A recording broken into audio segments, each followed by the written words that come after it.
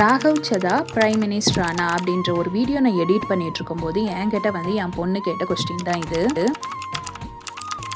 இதுக்கு ஆன்சர் வந்து இல்லைன்னு எல்லாருக்கும் தெரியும்.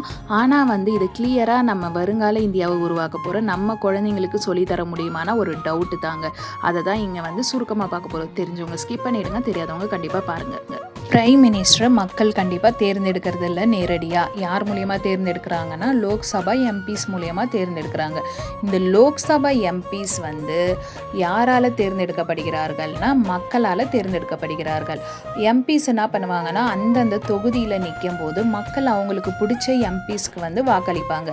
எந்த எம்பிஸ்லாம் மக்களால் தேர்ந்தெடுக்கப்பட்ட எம்பிஸ்ங்கெல்லாம் சேர்ந்து யாருக்கு அதிக ஆதரவு தராங்களோ அந்த கட்சியோடைய தலைவர் வந்து பிரைம் மினிஸ்டராக குடியரசுத் தலைவரால் நியமிக்கப்படுறாரு.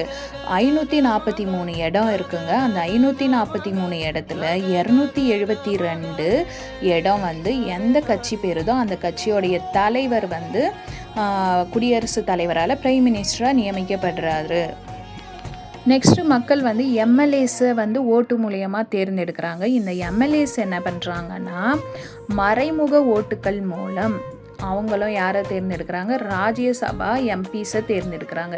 இந்த ராஜ்யசபா எம்பிஸ் வந்து பிரைம் மினிஸ்டரை தேர்ந்தெடுக்க முடியுமானா கண்டிப்பாக இல்லைங்க. லோக்சபா எம்பிஸ் மட்டும்தான் தேர்ந்தெடுக்க முடியும். ராஜ்யசபா வந்து மாநிலங்களவை எனப்படும், லோக்சபா வந்து மக்களவை அப்படின்னு சொல்கிறாங்க.